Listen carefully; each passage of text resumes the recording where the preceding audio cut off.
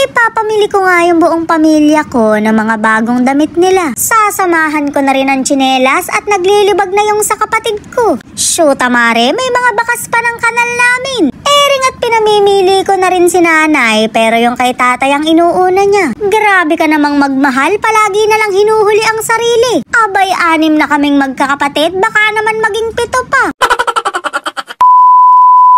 Tinangay ko nga ang Wonder Pets dahil ipagsa-shopping ko sila. Bagong taon na kasi, Mare, kaya dapat may mga bagong damit din sila. Hindi yung puro ako lang ang umaaura at nagmamasarap. Matitiis ko ba yung pamilya ko kahit hindi naman pamilya ang tingin sa akin? Biruin mo naman kasi, Mare, pagka tinanghali ka ng gising, papatayan ka na ng electric fan. Ipagtitira ka nga nila ng pagkain pero kahati mo naman yung mga aso.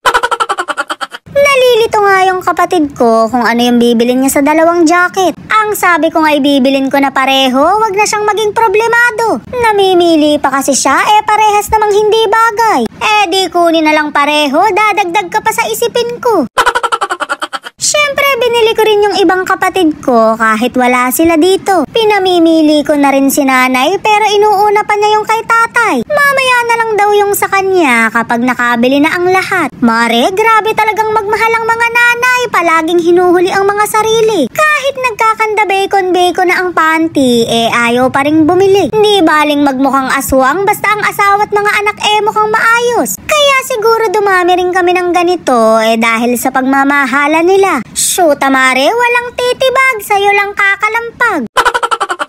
Bukod nga sa tatay ko, binilan niya rin si Lolo. Grabe ka na talaga, mabait ng asawa, mabait pang anak. Medyo napatitig nga ako sa nanay ko dahil hindi ko napapansin na tumatanda na pala siya. Shoot, Mare, masyado na tayong nabibisi sa mga buhay natin, hindi na pala natin sila napapansin. Sana nga'y umasenso ko sa buhay para maabutan niya pa yung mga magagandang bagay. Pero laking pasasalamat ko pa rin dahil napatayuan ko sila ng maayos na bahay. Naipahinga ko na rin siya sa mahirap na trabaho kaya siguro lumusog ng ganito. Pero nagpaplano na rin ako ng inenegosyo nila para may sarili silang pinagkakahanap buhayan. Ang babata pa kasi ng kapatid ko kaya nag-aalala ko. Mahirap lang talagang pumasok sa negosyo kung wala naman sa pamilya nyo ang nagnenegosyo. Lalo na, Mare, kung wala ka namang puhunan. O diba, hanggang plano-plano na lang muna.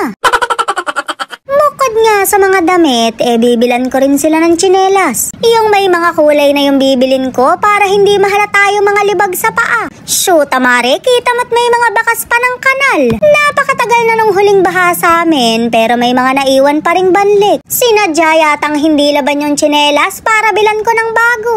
Pasalamat talaga kayo, may puso ako kahit wala na akong atay. Bumili nga ng sapato si nanay pero hindi para sa kanya. Para kay tatay daw to kapag nagja-jogging siya. Mukhang hindi naman magagamit dahil palaging sinusumpong ng rayuma. Sapatos ang binili mo kay tatay pero ikaw tsinelas lang. Abay kahit nanay kita baka matsinelas kita. Lang, Mare, baka kabod na lang magpahid ng langis.